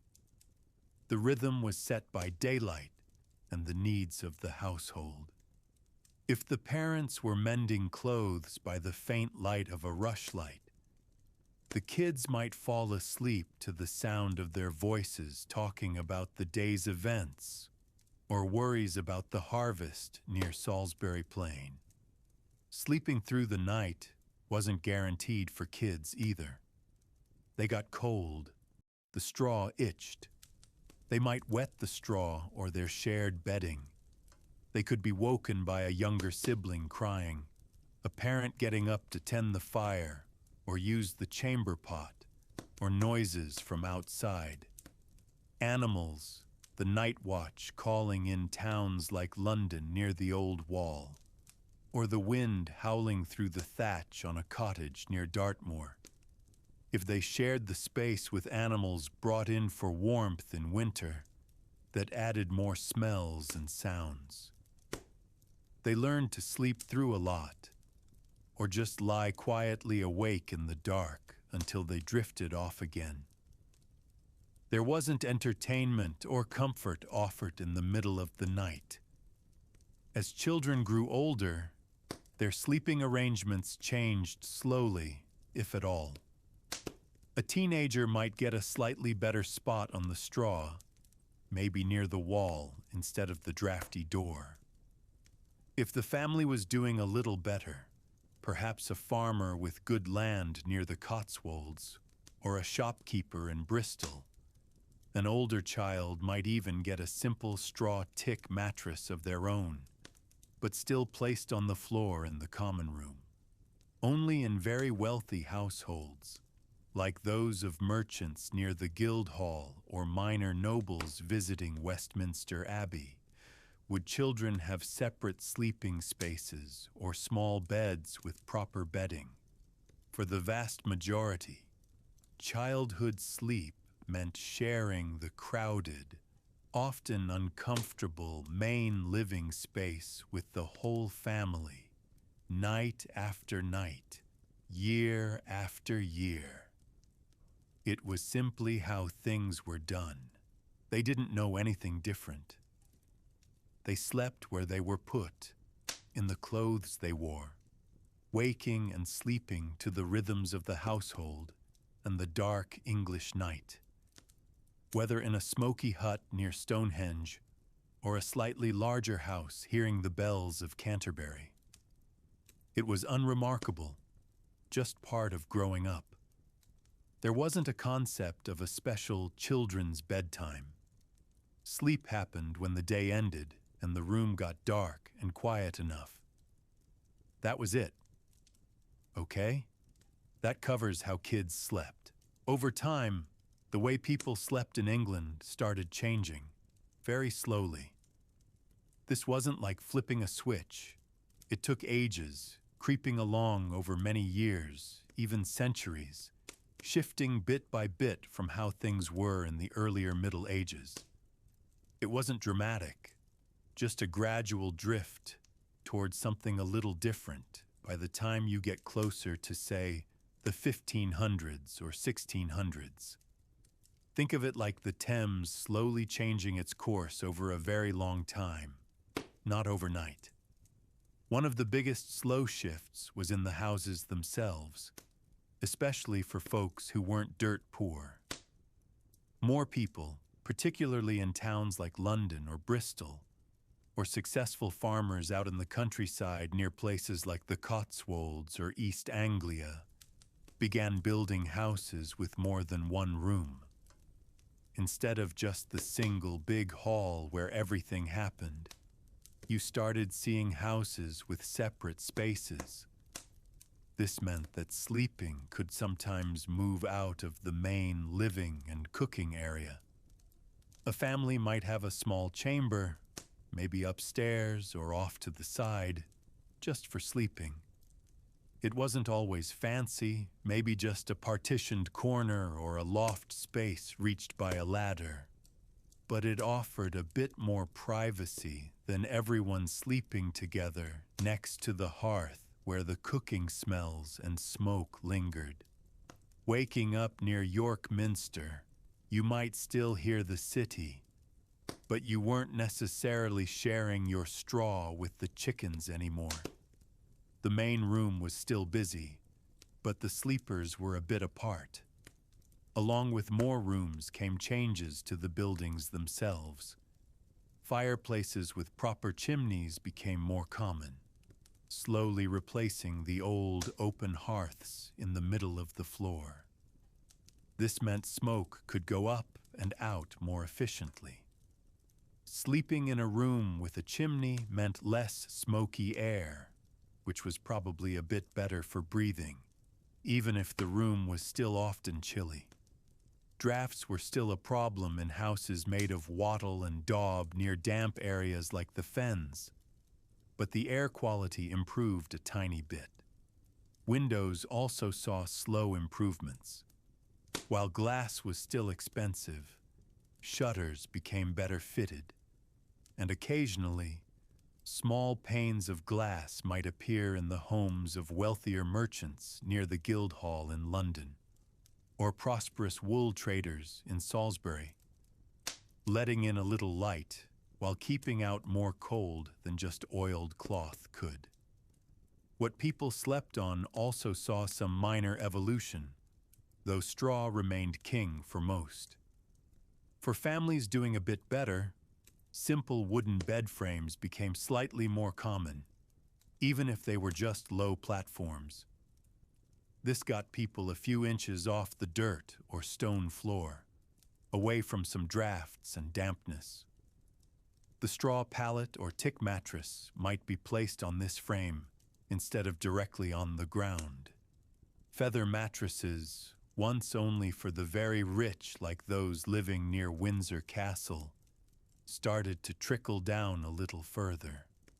A well-off yeoman farmer or a skilled craftsman in Norwich might save up for one, seeing it as a mark of comfort and status, though it was still a big investment. Wool blankets remained standard, but maybe a bit finer or thicker if the family could afford it. The idea of dedicated sleepwear also started to inch forward, but only for those with extra resources. While most people still slept in their day clothes or underclothes, the slightly wealthier might own a specific long linen shirt or a simple nightgown used only for sleeping. This was still far from common, but the concept of changing into something different for bed began to exist beyond just the nobility and their castles like Warwick. It was a small step towards separating sleep from the rest of the daily grind. Even the rhythm of the night might have shifted slightly for some.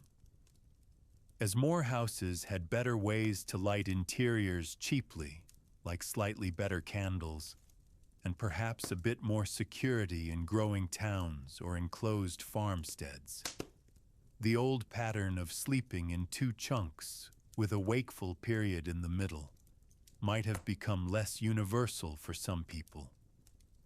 People might still wake up for practical reasons. A crying baby near Canterbury Cathedral needing the chamber pot, adding fuel to the fire on a cold night near Hadrian's Wall. But the idea of a planned, quiet watching period in the middle of the night might have faded a bit for those who could afford to burn a light or felt safer. The strict tolling of the curfew bell in cities like London still dictated when respectable folks should be indoors, but the hours inside might have become a little more flexible for some. However, it's crucial to remember that these changes were incredibly slow and uneven. For a vast number of people, especially the rural poor, laborers in cities like York near the Ouse, or miners in the Peak District, life and sleep remained much as it had been centuries before. They still lived and slept in one or two cramped rooms. They still used straw pallets on the floor. They still slept in their day clothes for warmth. They still dealt with cold, drafts, insects, and interruptions. The grand cathedrals like St. Paul's might be rebuilt in new styles, but the sleep of the common person nearby changed far less dramatically.